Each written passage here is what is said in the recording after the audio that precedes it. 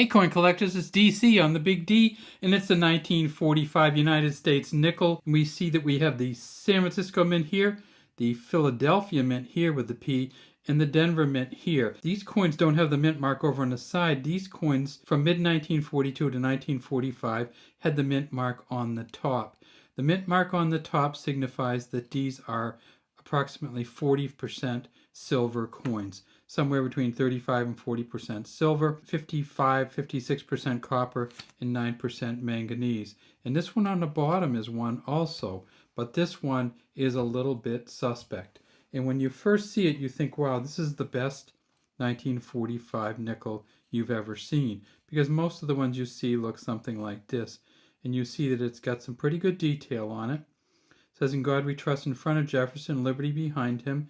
There's a star there, and this is a good star too, in a 1945. Jefferson facing to the left, we tip it up on the edge, and we see that it is a really smooth edge. And when we tip it up on the edge, we see something that I think is a little funny, and that is that it does seem to be a little bumpy on the edge. Now, we get onto the back, let's keep looking, and it says E pluribus unum, and these are really, really detailed letters here. This is a good D. This is a really good E pluribus unum. And let's take a look at the D from our other coin. So it's probably the same D. I mean, I think there's nothing that keeps us from thinking that this D isn't the same as this D, and the same E pluribus unum. And then we get down to Monticello, and we see no steps. We don't see all of the doorways here or the crenellations around the top or anything. And then at the bottom it says Monticello, 5 cents, United States of America. When I saw this at the dealer said, well, I'm not going to sell you that one because that one's been polished. But I'm not sure it has been polished. I think maybe something else happened. And let's take a look at it. So we see that it is a little scratchy, and we see that it is probably the brightest and shiniest 1945 that we've ever seen. And that's why the dealer, I think, thought that it was polished with a silver polish, and I'm wondering if it was actually dipped in something, in silver. So what I did was I took it and I weighed it. This coin here weighs 5.05 grams. When one weighs 5.05 grams, it makes me wonder a little bit. And that's why I think perhaps this one was coated or dipped into some kind of other material. If we look over here, little detail on it around here, it's a possibility because most of these coins were really poorly struck, but you'd think you'd have a little bit more detail on it than this one here has.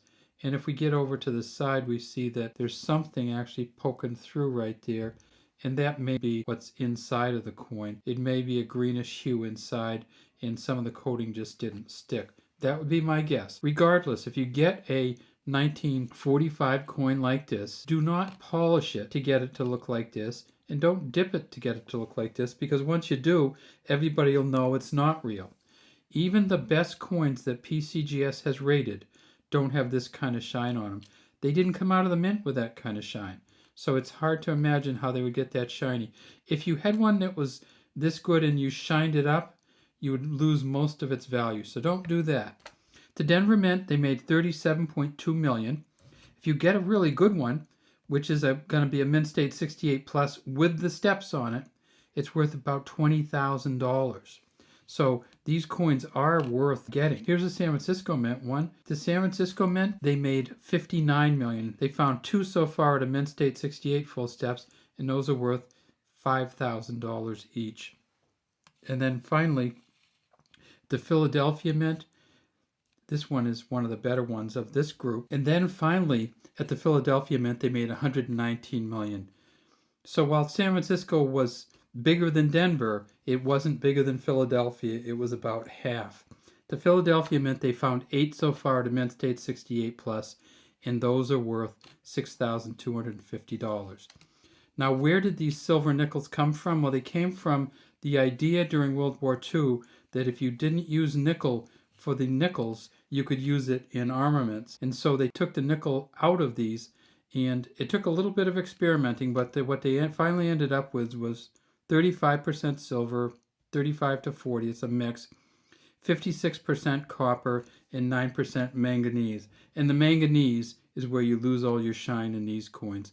The manganese just doesn't have a good shine to it once it gets oxidized. So let's take a look at the 1942. So here's the 1942. The first one that came out in 1942 was this one. And you see that there's no mint mark on the top or on the side. So in 1942, for about more than half the year, they made regular nickels out of nickel.